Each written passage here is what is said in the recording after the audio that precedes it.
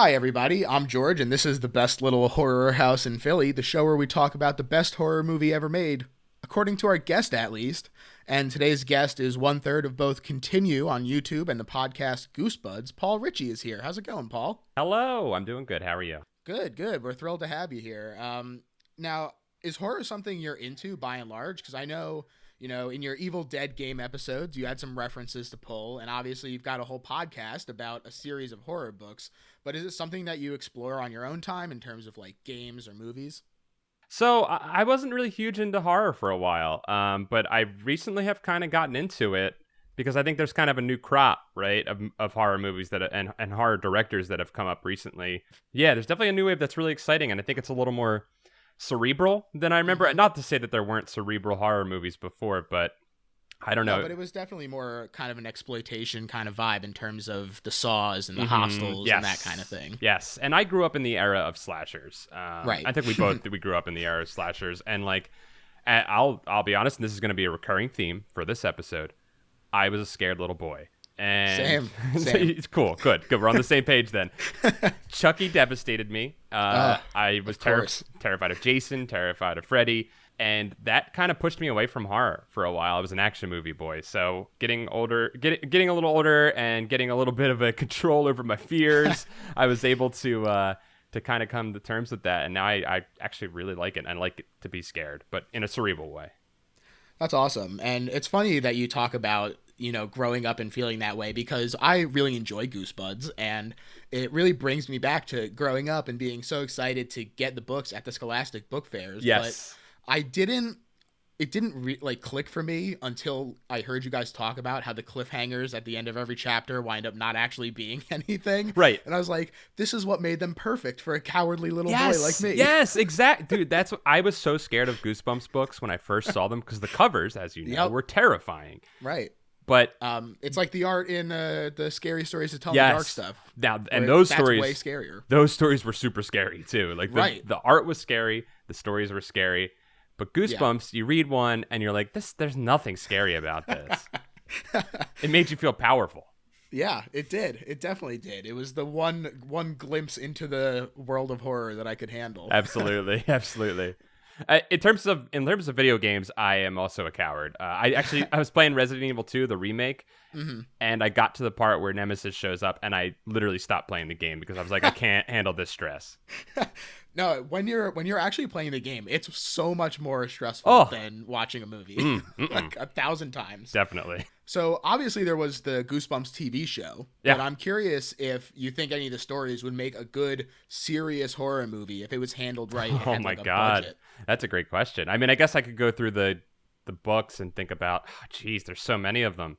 I feel like, I'm gonna pull up a list real quick because I need to. So I'll say the two that I think. Okay. But while you mull it over, please. The Haunted Mask, I think, could be a really fun kind of Jekyll and Hyde kind of thing. Yes. Yeah.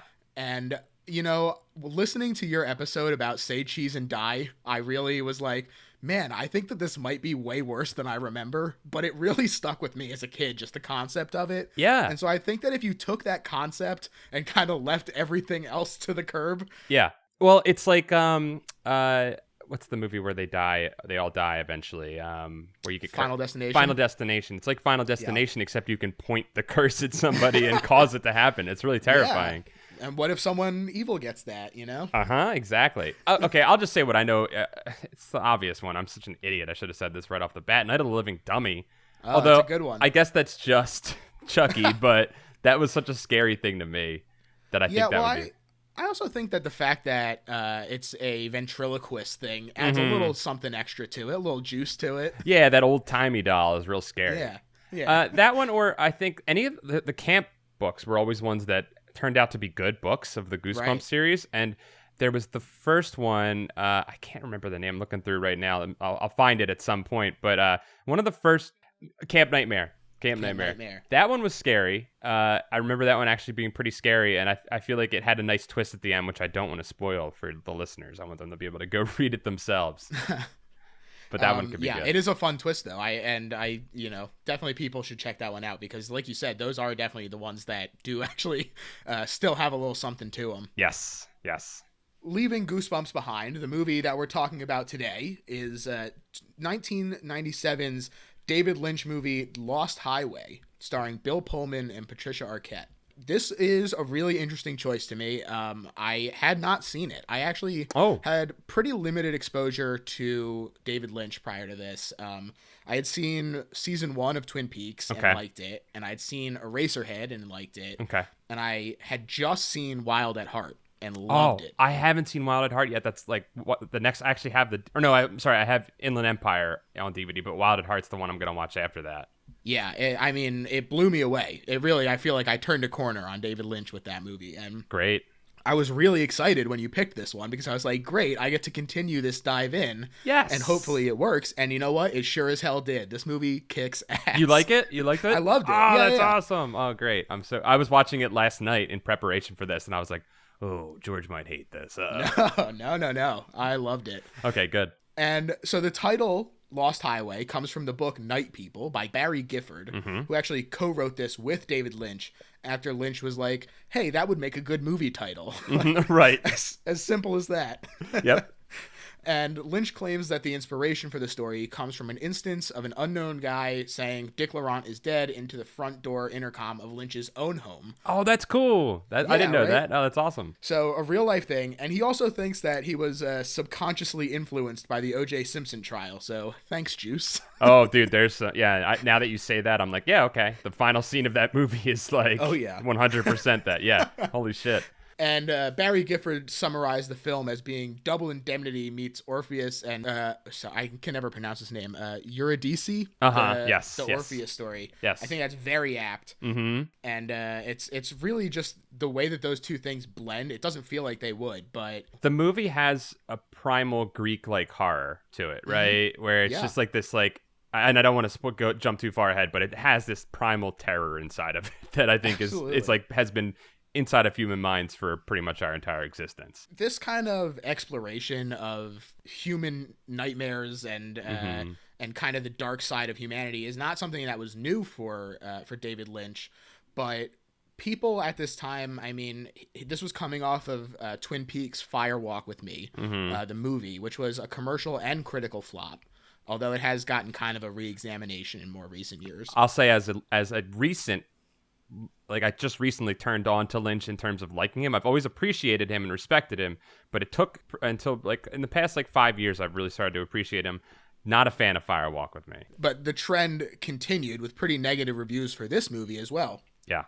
Definitely. Including Siskel and Ebert both giving the film a thumbs down, which led to Lynch calling their verdict 2 more reasons to come see Lost It's Highway. Such a great rebuttal. What a great rebuttal. Roger Ebert in his personal essay, did you read it by any chance, his review of this movie? No, I didn't. He refers to this movie as a shaggy ghost story, which I think is hilarious. And you know what?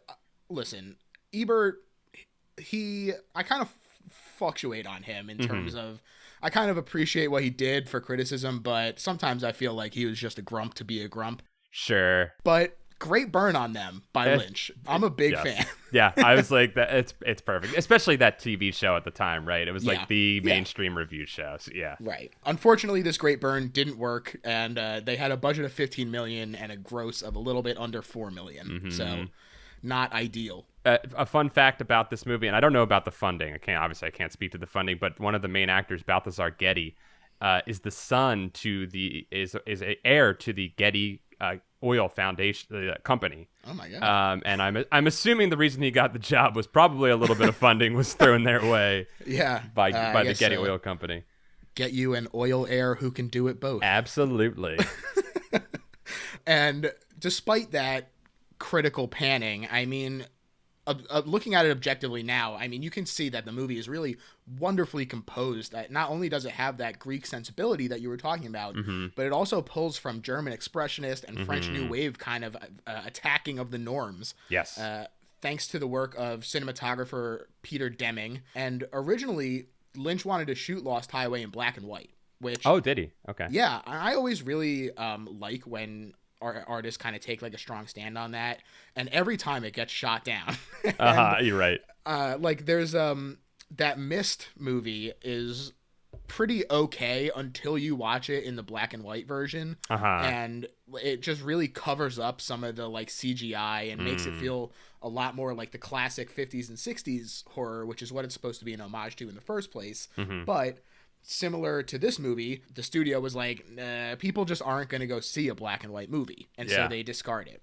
There's some great, speaking of the cinematography, there's some incredible close-ups in this movie. Like the close-up of Patricia Arquette on the phone is like one of my favorite close-ups of all time. Yeah, there are a lot of really extreme close-ups too. Like it's not just like, oh, we're on her face. Like there'll be like lips, fingertips, a cigarette, like really, really close-ups. Yeah, I feel like Lynch did what Fincher does, where like he got as close as he could, but Fincher was like, well, I'm just gonna go inside the thing. So like, like it's like getting as close as you can, like those Blue Velvet, like the shots going into the ground with the worms and stuff like that, right? So despite them saying, no, you can't shoot it in black and white, the film was shot in various levels of darkness. I don't know if this is something that you noticed, but it actually does only feature a handful of daylight scenes. It's mostly night or interior stuff, which I thought was really interesting. I watched it with my wife, and she kept complaining about how they wouldn't turn lights on throughout it. And I was like, well, it's a neo-noir film, so yeah. But it really works. And I really think that this movie works from minute one. I've mentioned it before, and I'll mention it again. I love a good opening credits sequence. Oh, yes. Yeah, you talked about that with Nick. Yeah, I did. And this is that in spades. I mean... Oh, it's so cool. It's so 90s cool. It's insane. Absolutely. You're zooming along the road at night, got these big fat sans serif text for the name, takes up the whole screen. It's bold. It's in your face. It's just like the movie. It's a perfect tone setter. Bowie's crooning to you throughout it. Yeah. I love it. Yeah, it's this reaction to sort of what like Tarantino's doing, like with like it's like just you feel like you're gonna get that 90s cool, right? You feel like you're gonna get like that entire wave that came after Tarantino, and then the movie just like it just goes in this like full 90-degree turn away from that. Really pulls the rug out from under you. Yeah, you get this really great, fast-paced, frenetic opening sequence, and then our first narrative shot is also gorgeous, but it really slows things down, and it's an extreme close-up of Bill Pullman's face illuminated just by the red of the cherry of his cigarette. It's gorgeous. It's really a beautiful shot, and just like so many extreme close-ups, but they all really work. And also that sort of red lighting makes several appearances. I mean, red is kind of like a constant presence in this movie. Absolutely, yeah. The red and the famous Lynch red curtains, right? I mean, he doesn't always use red, but he typically does. So they show up here. When you know what you like, you might as well use it. There are so many Lynchisms, and I mean, obviously, but like there's so many moments where like he uses the same things he always uses, and that's one of the big. I guess things against this that Hebert had was he thought it was all surface level, all style over no substance. And I think if you look at it in the canon of David Lynch, you'll realize that he's exploring the same things he's always explored, and there's a lot there. I totally agree. And I think that the fact that it is very personal to him, you can kind of see that it feels like he's putting a lot of himself into this movie. There's a lot of things that he takes from his real life. I was going to talk about this in a little bit, but the house that Fred and Renee live in is actually David Lynch's house. Is it really? Yeah. Wow, I didn't know that. And he used that. It's all his own furniture and everything. Cool. He loves those snake plants. Like, they has them. And those, like, alien-looking snake plants that, like, and the whole thing, like, the whole way that the place is set up, it's like, it feels like you're going to cut yourself on this house, right? Yeah, absolutely. With, like, the weird windows kind of slotted in there. Everything's angular and sharp and just not comfortable in any way. So checks out for David Lynch. Yep, 100%. Yeah, so Bill Pullman is playing Fred Madison, who's a Los Angeles saxophonist. And one day, he gets buzzed on his intercom to hear the simple phrase, Dick Laurent is dead. As I mentioned before, this actually happened to David Lynch, or so he claims. Very spooky, very creepy. He looks outside, nobody there. Ooh. We're also introduced to his wife, Renee, played by Patricia Arquette, and just immediately she's in this like femme fatale sort of pose. She's in a slinky red dress leaned up against the wall like a film noir detective's office. Like I was waiting for Pullman to go, that dame walked into my office with bad news written all over her like white on rice. Absolutely. Instead, we're treated to the true horror of an atonal sax solo. Oh my! And he's wailing on that thing. He looks like he's about to explode when he's playing that thing. Yeah, so I think that it's even right away you're getting this kind of frustration that he feels just bubbling out, and so he's putting it into his art, and like you said, he's really wailing on it, and it's coming through. It's definitely coming through. Yeah, and they have that great conversation, which is just every conversation in this movie pretty much is just somebody is throwing somebody else off kilter with their dialogue. And like she says, like, I'm not going to come to your show tonight. And he's like, what are you going to do? And she says, read. And he goes up to her and just says, read. And he's just like, he's like Michael Madsen, like level of gravelly, read, you know, and he just like digs into it and you're like, oh, this guy does not have a good relationship with this woman. Nope. Holy crap. No, he definitely does not. But he does this intense sax solo, and then a lot of the tiny transitions between scenes are also very cool. Not even just between scenes, but between just like cuts. Like right here, he's making a phone call to check in with Renee, and it cuts to the receiving line just as his cigarette ignites. I was like, oh man, that's so cool. Yeah. It's a very stylish movie. I mean, I could see why you would watch it and be like, that's all style and there's nothing there. It definitely seems like the kind of thing where if you're not on board with it, then you're gonna find reasons to not like it. Absolutely. But if you approach it with an open mind and you understand that like this is David Lynch's style, this is what he does, I think that people will really have a good time with it. And I think that it's not quite as impenetrable as some of his other work. No, I think this movie actually, I don't know, the first time I watched it, I felt like the story is pretty convoluted and like purposely very like circular and a little like and a little meandering. But I think you can understand, I thought, what he was going for pretty quickly with the first watch of this movie. I don't think it's too difficult to get its general gist. Yeah, there's a couple of different interpretations of it, but definitely I think that people can watch it and on the first watch through come to their own conclusion about what they think it means at the very least. And like I said, there's this phone call, and Renee does not answer. We're getting a lot of suspicion from Fred. And the next morning, Renee finds a VHS tape on their porch containing a short and eerie video of just a zoom in on their house, which she dismisses as must be from a real estate. Yeah, it's a great cornball David Lynch line right there. Yeah. Where you really like made me laugh. Yeah, in any other director's hands, you'd be like, "Oh, what the hell was that?" But in David Lynch, you're just like, "No, you're supposed to laugh at this sort of like really just kind of cliched, jokey line." Yeah, and he drops that kind of humor in a couple times. I mean, later when there's jazz on the radio and the guy's like, I like that. Yeah, I really like that. The dude from Twin Peaks. Yeah. And so that kind of humor really comes through. I think it really works here. Renee and Fred try to have sex, but Fred is not able to perform. And she like literally just like pats his head. Dude, like he's like, a baby. Okay. Yeah. Talk about emasculating on two levels.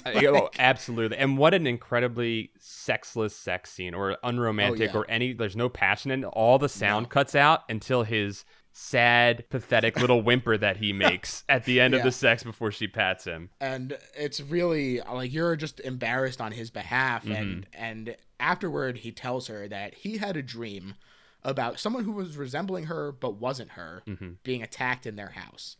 And he also sees Renee's face as that of an old man. And very unsettling. I just got chills. There is my through line of why I think this is the scariest movie.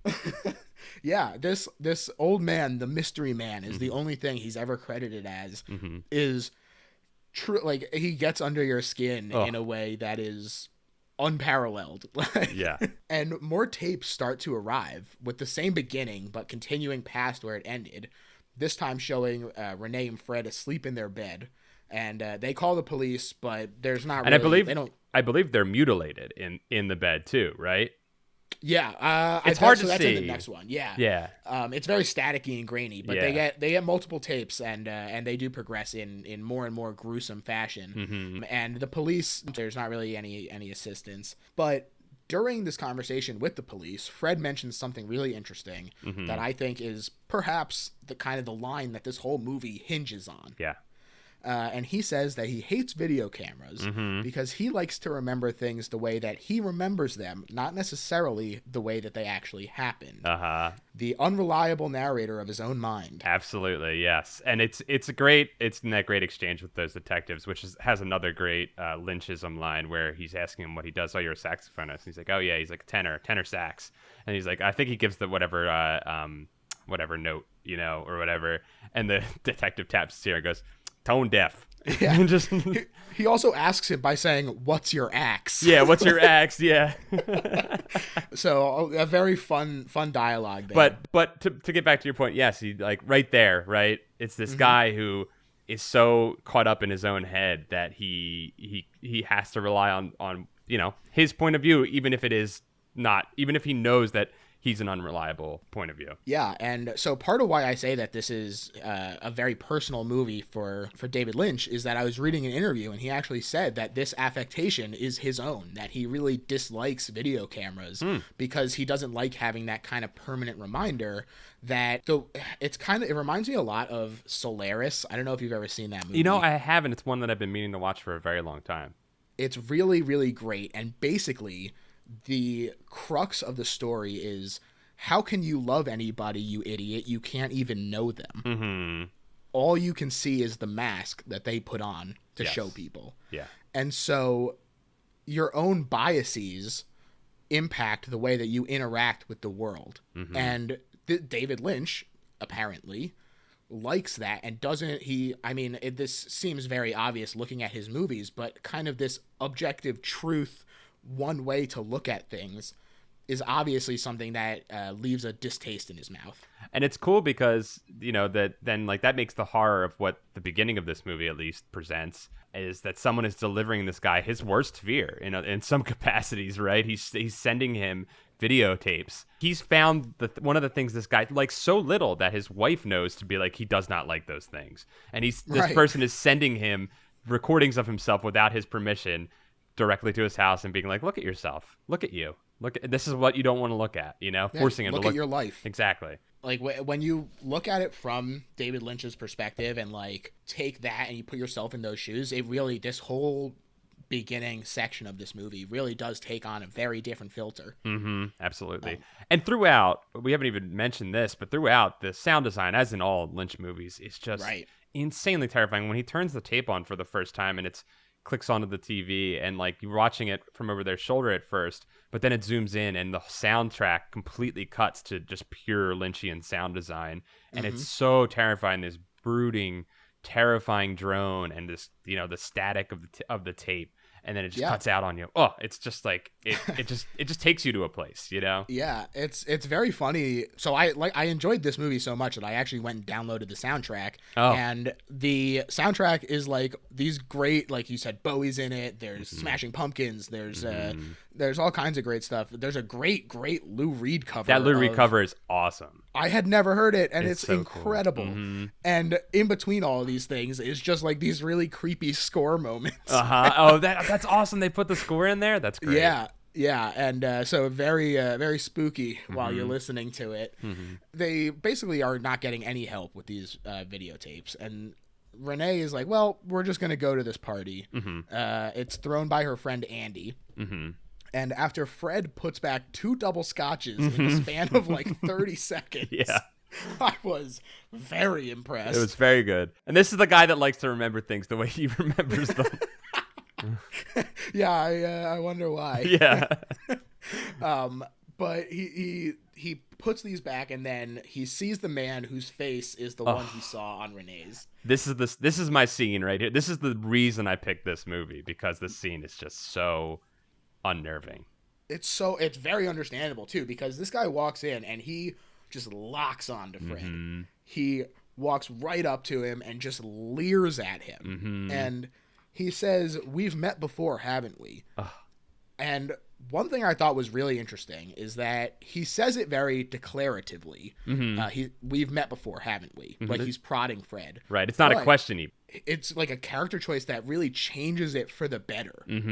Yes. And then having Lynch work with this mystery man, who is, by the way, played by Robert Blake. Yes, Robert Blake. He's incredible in it, and the two of them working together, I think, just create this character that is truly horrific. Yeah. Oh, I just seriously, like, I watched this movie and could not stop thinking about this scene for days. I'm thinking about it still, and I imagine that it'll stick with me for a long, long time, because God, he's just so eerie, and the fact that at the party no one else notices. Yeah, he walks right through. He floats right through the crowd. No one pays any attention to him, and just instantly creates this off-kilter conversation with, "We've met each other before, haven't we?" And it's just it instantly puts our main character, Bill Pullman, puts him right back foot instantly, and he's like, "No, I don't know who you are." And then they're back and forthing a little bit. He's trying to figure out where he knows him from, and the guy says, "We met at your house." And he's like, I don't remember that. He's like, "In fact, I'm there right now." And I just love Fred's reaction. "That's fucking crazy, man." He's not wrong. No. Like, how do you react to that? And then he hands him a cell phone and says, "Call me." And he dials his phone number into it, hands him the phone, he gives the Bill Pullman Fred, and Fred dials the number to his house, looks at him incredulously the whole time, and who happens to answer the phone but the mystery man on the other end. And then they have this conversation that bounces between the version of him on the phone and the version that's standing in front of him, back and forth, like weaving in and out, and just completely just freezes Fred up. And then the mystery man takes his phone back and leaves after the laugh too, the laughter where he gives them that like that insane laugh. And the best part is he's laughing there and through the phone at the same time. In stereo. It's just, it's so creepy. I lost my shit completely. I can't believe it. He says, "You invited me in," like a damn vampire. And that's the thing. So it's like, this is like the demon stuff, right? That like this is a demon we're dealing with. I mean, that's my interpretation. We're dealing with like a demonic force. That's his interpretation as well. Robert Blake, he said that he didn't understand the script at all, but he felt that this guy was the devil. Yes. The big D. He's the one. And boy, does he play it like it. Oh, it's like, and that's why this movie was so scary to me when I first watched it. I actually had a deep memory of the trailer of this movie as a child, and I remember it coming on TV when I was younger. So I must have been 13. So I wasn't a child; I was a teen, but I must have been 13 when this came out. So I was seeing trailers for it, and I remember the two images that stuck with me that always scared me from that trailer. And one was the opening title, the shot of the car driving in the dark just down that highway, just careening at a dangerous speed in the middle of the road. Just that, for some reason, was really terrifying to me. And the mystery man's face. Both of those things just were stuck inside of me. So when I rewatched this movie, I had forgotten that I was afraid of that trailer. And then I saw his face again, and instantly all of that fear of being from when I was, a young child, like floods back into me. And I just was like, oh my. And I felt like Fred for a moment, right? Like I get it. Yeah. It's really scary. It's something. Really, really scary stuff. Something. And Fred asks Andy, the guy whose party it is, who that is. And he says he doesn't know his name, but he's a friend of Dick Laurent's. The guy that we just heard, Dick Laurent, is dead. And so, terrified, Fred leaves the party with Renee. He checks the house, nobody there. You're still like, I guess he could have left in that time, but it's so obvious that something is off here. And there's a great shot before he goes into the house that you see the exterior of the house, and there's a Lynchian flash of bluish light from within the house as well, which happens a couple times whenever the mystery man arrives in a scene.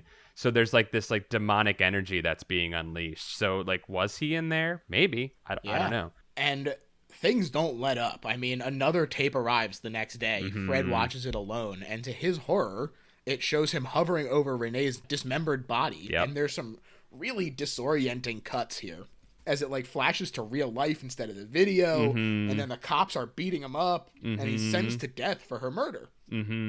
He's on death row, And Fred starts having these headaches and visions of the mystery man and the murder and a burning cabin in the desert going in reverse. Oh, I love that shot so much because you were looking at it at first and you're like, it's on fire, and then it slowly reassembles itself, and then the of course Lynchian sound design just and it sucks back together. Oh, it's so good. And Fred has a seizure in his cell there, and during a cell check, the prison guard finds that the man in Fred's cell is not Fred at all. Right. It is, in fact, Pete Dayton, a young auto mechanic. Yep. Played by Balthazar Getty, like you said. And, I mean, what a friggin' crazy, crazy scene. Just, can you imagine being in the theater and not having maybe having never seen a David Lynch anything, and seeing this and being like, what the hell is going on?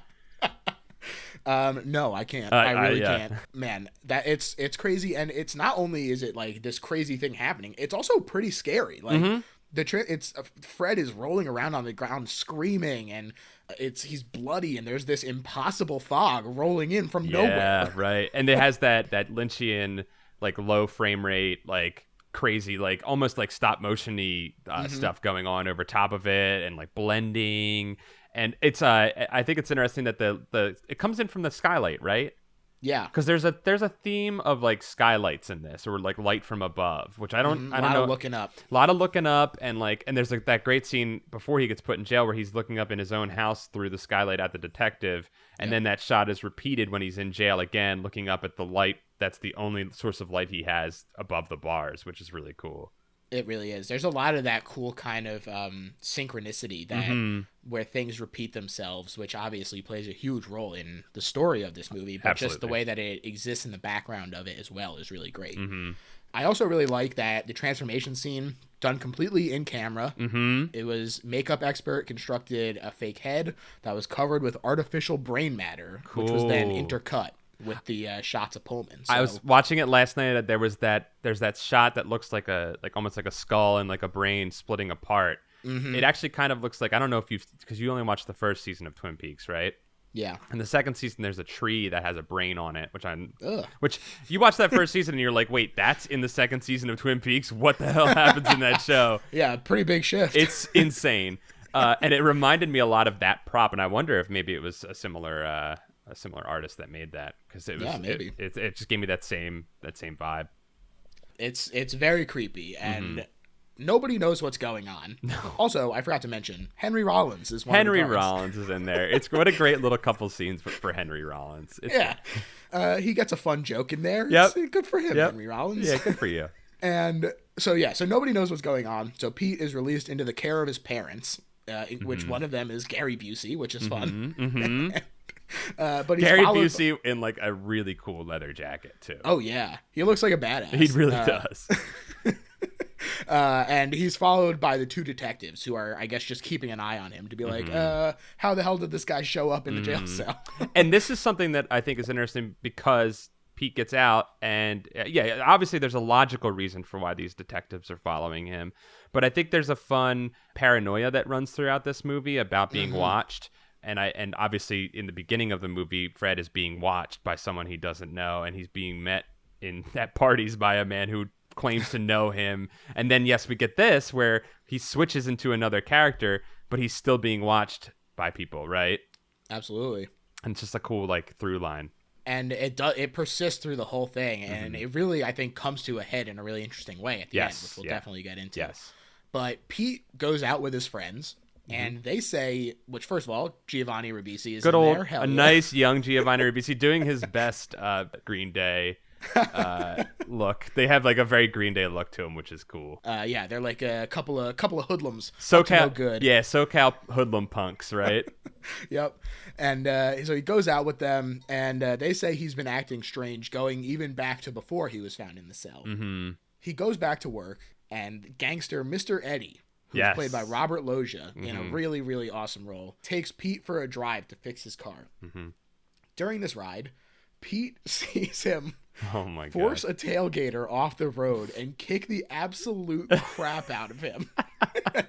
And the whole time screaming road fatality facts and statistics at him. Like very by the textbook road fatality facts. Yeah. How many car lengths do you need to be back? 50,000 people die in car accidents a year.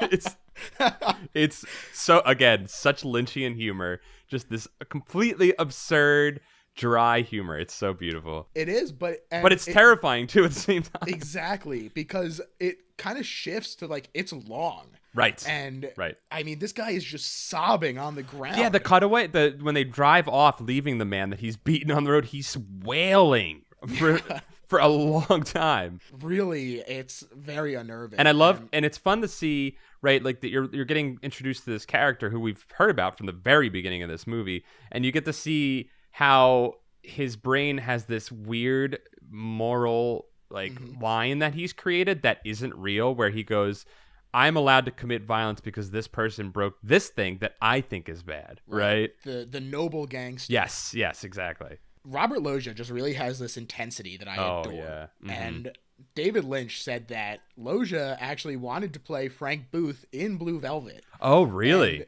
And that he waited to audition for 3 hours before Lynch told him that Hopper had been cast days ago.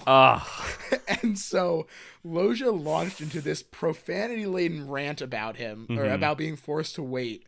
And years later, Lynch remembered it, and he reached out directly. He didn't make him audition. That's beautiful. What a beautiful thing. That's great. That's good for him. Good for you. Yeah, exactly. Good for him. I can't imagine Hopper not being in Blue Velvet, but if it had been swapped, I feel like if the universes jumped, if we went from this Berenstain universe to the Berenstain universe where Robert Loggia was in that movie, I don't think I would feel any bit of offness, Yeah, no, it definitely has the same kind of intensity to them. Yes. And really, really great stuff.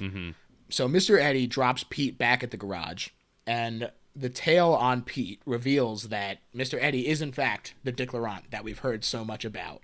And the next morning, there's this jazz scene that I mentioned earlier on the radio, and Pete is working in the garage, and this jazz really has a distinctly negative effect on him. Yes, and a distinctly familiar solo as well, which I think is fun because this is where the movie starts to fold in on itself time-wise. Because this movie, even in the Wikipedia page, it's been described as like a Mobius strip, right?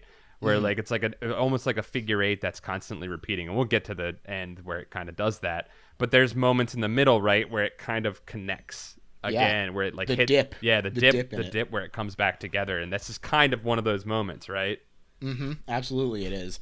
And another one is right on its tail because Mr. Eddie brings his Cadillac back, and he brings with him his mistress Alice Wakefield, who is played by, you guessed it, Patricia Arquette. Yep, but she's blonde now. Yeah, exactly. Patricia Arquette too. We're blonde now. Yep.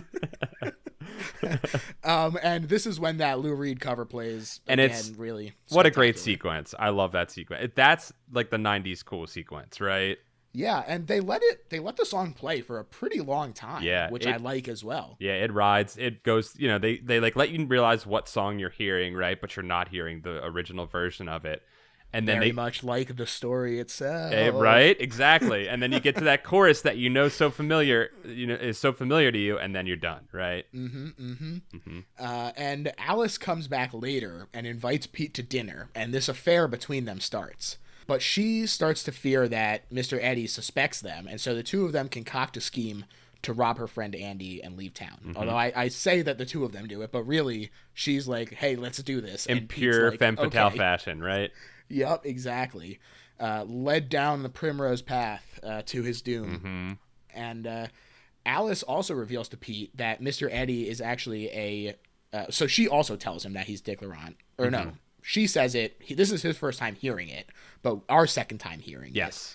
And she tells him that he's an amateur porn producer. And this really awful scene where she reveals that he once made her strip at gunpoint. Oh, yeah. So disturbing. I think it's on par with a lot of the more disturbing scenes of Blue Velvet where, we see some pretty unsexual scenes in there. Right. And I think that a lot of that it hinges on that intensity brought by Robert Loggia and brought by Dennis Hopper. You know, when you have these guys who really commit to the intensity of the villain and kind of lean into that I don't even know the rigidity of it. Yeah. It really takes on another level, I think. Yeah. Pete gets a phone call from Mr. Eddie and the Mystery Man, replicating parts of the conversation that he had with Frank. Right. Many of the lines are the same, except for one great line which I wrote down, and I have to read because I think it actually I think it explains the movie a little bit to a certain extent. I think it kind of is the thesis of the movie, and he says to him, instead of handing him the phone, obviously to have him call himself, he just totally breaks from the conversation they're having, and the Mystery Man says to Pete, he says, in the East, the Far East, when a person is sentenced to death, they're sent to a place where they can't escape, never knowing when an executioner may step up behind them and fire a bullet into the back of their head. Wow. It's just what a creepy thing to have said to you. You're just sitting, you're like, first off, you're already talking to this guy who you think knows that you're having an affair with his mistress. Right. And he's an extremely violent person. You saw that. And then he hands the phone to someone else he's standing next to who you don't know, gives you that unnerving opening line of, we've met before, haven't we? And then he says this to you, which sounds obviously like a death threat, but also I think we can re-loop back to the end of this. But I think this is, it kind of fuels what I think is my theory for what the movie's about. And we'll get back to that. I think I know where you're going, and I think that our interpretations may be different. Okay, cool. So I'm really looking forward to where we wind up with this. Awesome. So Pete decides that despite this phone call, he's going to go along with Alice's plan. And he ambushes Andy, but accidentally kills him / Andy kills himself, lunging at Pete. And what a kill. God, this is like the grossest thing I've seen in a long time. He smashes his face into the corner of the table, and it just like goes halfway into his head. It almost scalps him. Grotesque. And Alice is completely unaffected. Oh, I love that. And like that's something I love through this too. This whole movie is this sort of disaffected 90s, like modern person, modern lifestyle. And like that's 100% it. And I almost feel like a reaction to the violence of like the films at the time that were coming out. Again, the Tarantino type films. Sure. Where there was like this disaffected cool to this extremely disgusting violence that's unfolding. Sure. I mean, just think about Reservoir Dogs with the stuck in the middle with you scene. Absolutely. This sort of like cool, like almost like this stylization and this coolness of extreme grotesque murder. And I love that. Like the makeup there is so good. For that kill is just like, and it's just like watching this movie again last night. I gotta admit, I mean, like I was watching it and like the beginning of the movie is so scary to me, and then you get into the Balthazar Getty portion of it, the Pete portion, and it drops back a lot. You don't even get any of that sort of dread. Like there's a little bit of moments of dread before they do this murder. There's a great scene where I think it's Marilyn Manson is playing, and it cuts to an extreme close-up of Pete's light in his room and all the bugs dying under the bulb inside of it. And again, light coming from above and just destroying the creatures below it. And like I feel like there's like there's some thematic resonance to that, and he's looking up at a light above him, a la Fred at the beginning of the movie. Anyways, I felt like it drops back from that horror a little bit. And I gotta say, like, coming on a show about horror movies, I was like, oh crap, did I pick a movie that wasn't really that horror? But this movie at this point, when you get to this murder, picks right back up into like some insane horror. I think did I can't remember. Does the Rammstein song begin? I think the Rammstein song is playing before this murder happens, right? Yeah, I think it is, but it's like right in the lead up to yes, it. Right, and it carries out throughout the end of the movie. But I love like that era. So I'm not a huge industrial music fan or even or like metal or anything like that, but like I love that era of like electronic demonic metal music that was coming out, and this Rammstein song is like in German, but it sounds like there's some like Latin stuff he's saying as well, and it has like the other movie that I was considering bringing onto this show was Eyes Wide Shut, which is another movie that features a lot of demonic imagery and stuff like that, satanic imagery, and like that flickering movie, the pornography, expanded on a wall, on a massive wall, and this demonic metal music playing, just filling the soundtrack is just so it's so jarring to me. And then you see this yeah. murder, right? Yeah. It's awful. Like like you said, it really goes into horror in such a sudden shift where it feels like we see the tail end of Fred, and he's already at this point when we join his story. Yes. And so we like this is everything else has been the lead up to it, where everything is going great for Pete. You know, he has this great hot and heavy affair going. He's got a job that's happy to welcome him back after randomly showing up in jail. Right. Just everything is coming up Pete. And you know what? I thought about that watching the movie last night, because you see the impotence of Fred at the beginning, right? And his impotent rage that he has inside of him. And he gets put into this young, virile body, right? Where women are desiring him. One of the detectives that's following Pete comments on the amount he's having sex, you know? Yeah, he does. And it is frequent. I mean, it's the sex that he has is very much a counterpoint to Fred's. Yes. In that it's very like intense and like I said, hot and heavy, and it's it's with Alice and also with his girlfriend as well. Yeah. And it's definitely meant to be like draw a counterpoint between the two of them. Absolutely, yeah. But that's a great point that he's now when we get to this point where this murder occurs, Pete has reached the point of paranoia and impotence and lack of control and poor choices that Pete kind of has, or sorry, that Fred at the beginning that we see has kind of, we picked up in media res, right? Right, exactly. And Pete notices a photograph showing Alice and Renee together, and his vision starts to swim, and he starts gushing blood out of his nose. And you're like, oh my God, Pete. Yeah. And they get in the car to leave, and they arrive at this empty cabin in the desert, the one that we saw in the visions before. And they start to have sex outside on the sand. What a sequence. What a sex sequence. Oh, yeah. And right as he's about to finish, Alice whispers into his ear, "You'll never have me." And she gets up, and she just disappears into the cabin. Yep. Holy cow. Yeah. It's just this... Again, and if this is, if Fred and Pete are the same person, right? What a like moment where he thinks he's finally gotten control, right? Yeah. Only to be shot back down and cut back down right at the end. Made all the worse by the fact that it is, for all intents and purposes, his wife again. Right. And Pete actually, like you said, he's reached the same point, and so he transforms back into Fred. Yep. And he heads into the cabin, which, I'm going to say it, looks prepped for murder. Yes. Oh, and there's another great scary scene. Absolutely prepped for murder. The two couches, right? And one's covered in plastic, pretty much. Yeah. Very creepy. Incredibly creepy. There's the great scene right before Fred, when he turns back into Fred, walks into the thing. He looks at the car that they arrived in. And out of the dark rear of the car appears the mystery man's head as he leans forward.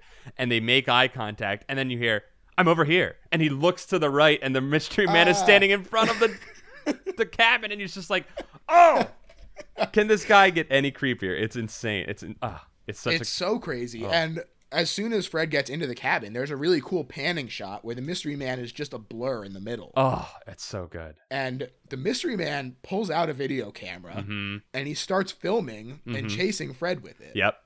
Oh, and that shot where he's running at the car, so Fred gets into the car to try and get away, turns the car on, and the mystery man is running at him with this very long, very aggressive-looking camera, and he just reaches out a dead, cold, white hand to reach at him at the last second as Fred pulls away, and just, another one of those moments where just the image of that is the purest nightmare. It is a nightmare committed to film, and it's insane how close he gets to what a real nightmare feels like. Yeah, and I mean, just to give people kind of an idea of how this guy looks, he's this shorter, older guy, but his hair is cut real short and parted in the middle, and he's got this white kabuki makeup all over him.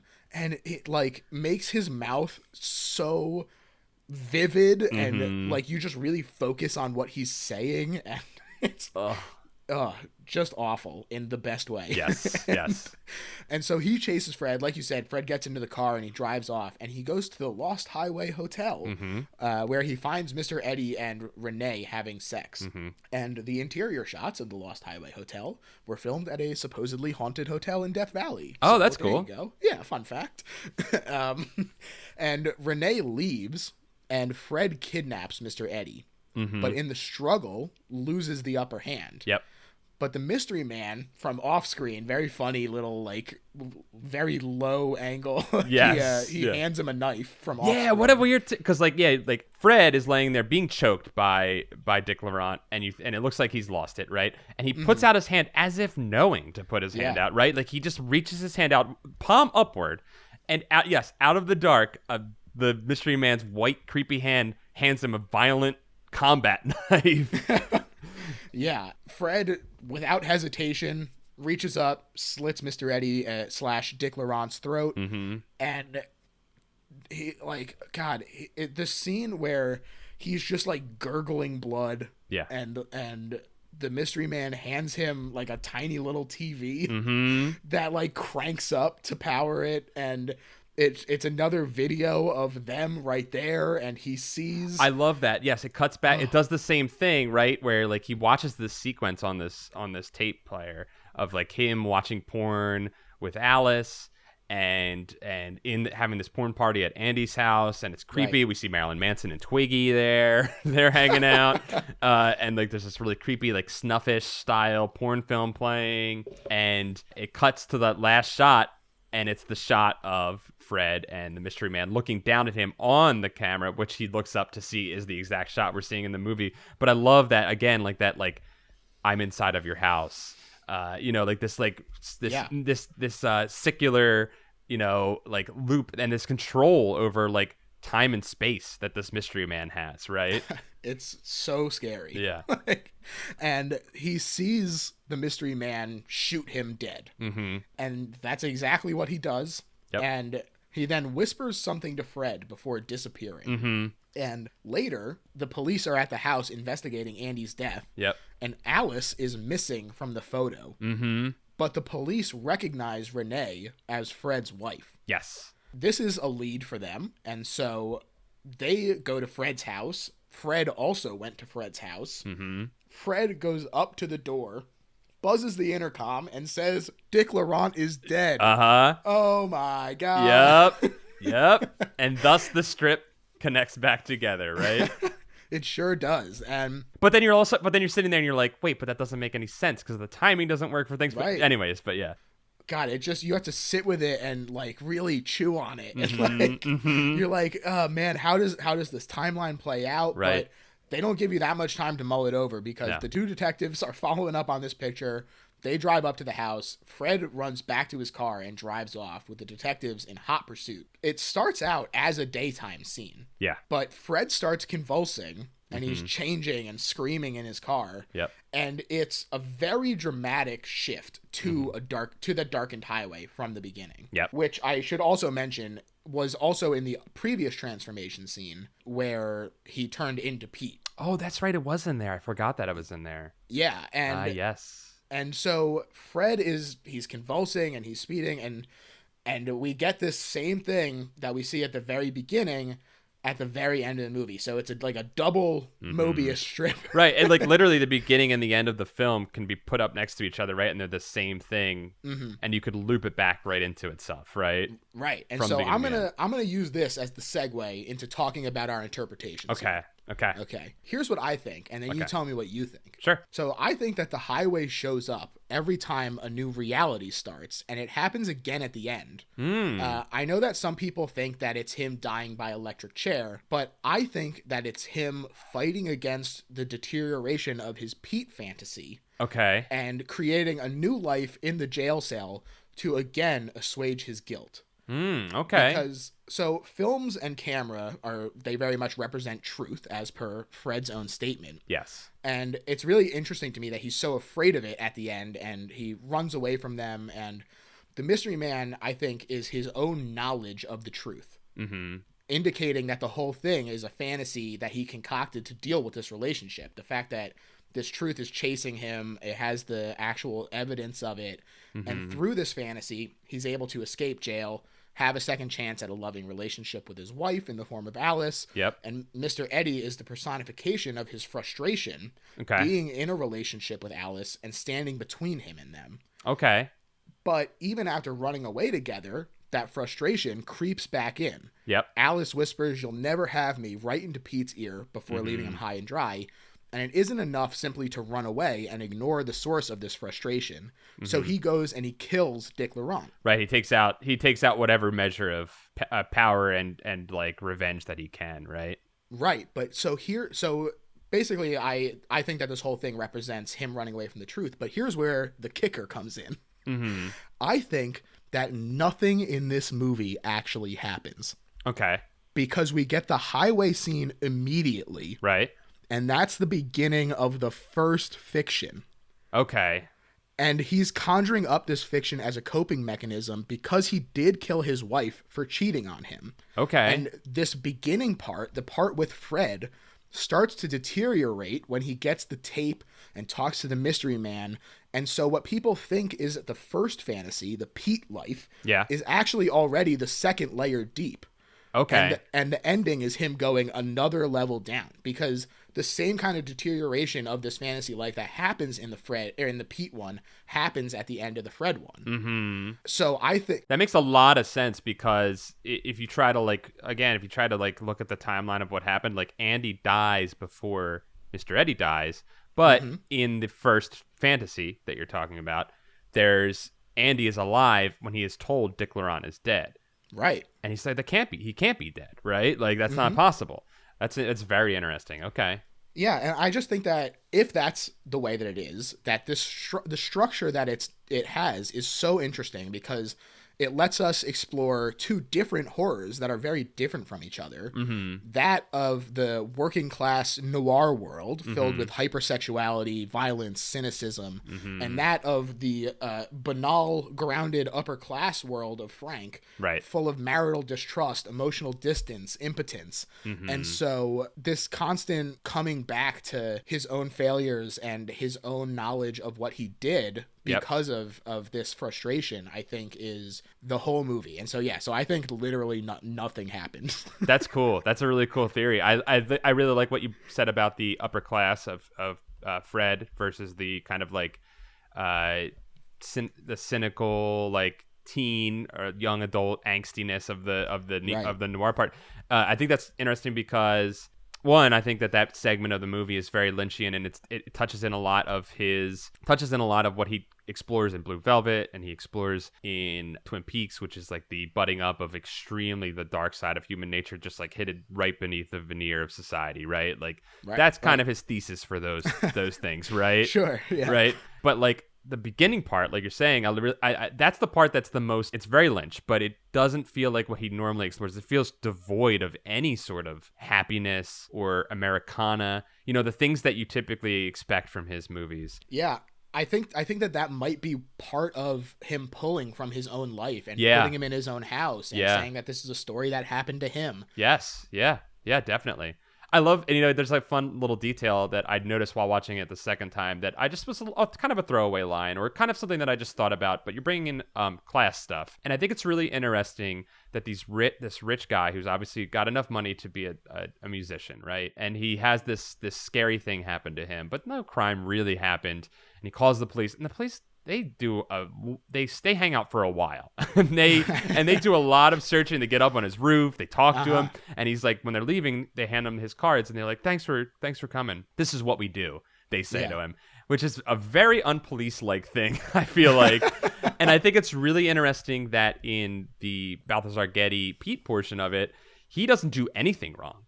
And the police are like treating him like he's a criminal the entire time, following him around. And he's like, what we can assume is, like, I don't know if they're poor. I wouldn't say their house looks pretty nice and everything like that, but like they're not as affluent as these first characters that we were introduced to. So I think they're wrong side of the tracks kind of guys. Yeah, exactly. There's just something like interesting about that. I don't know. It was something that I thought of, and you bring that up, and it kind of makes me think about that a little bit more. I'd have to spend some more time ruminating on that, but I think it's it's just an interesting connection that I know I didn't expect you to make with that, which is cool.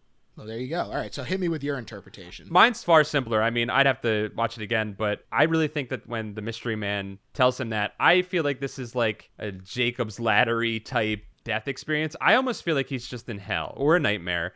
Maybe he's insane, possibly. Yeah, any of the above. Yeah, any of the above. But I feel like he's trapped in a death sentence, right? And I think he's just like in a hellscape. Right. Where this mystery man is tormenting him because the mystery man seems to like he has something to do with Alice, right? Yeah. Because he gets very angry when she's referred to as Alice when Fred confronts him in the cabin. Mm-hmm. And I feel like there's like a little bit of like she's a femme fatale, right? Because this is a neo-noir film, right? It is playing off of that absolutely. Like the femme fatale that shows up and drags this guy into a mess that he never expected. Very deliberate. And so I think that like that's happening in the beginning and it's happening at the end as well. And I don't know. I just feel like that in the East, the Far East quote is just kind of like he's waiting for the other shoe to drop constantly, but he never will get that. He's going to constantly repeat this cycle of like living these two lives of impotence and being. And that's hell. Yeah. I think it's just like this like hellish torture that this person is trapped within. That's just my vibe of it. No, I definitely see that as well. And maybe mine is the tinfoil crackpot. I think you have a lot of evidence there for what you said. I think it's great.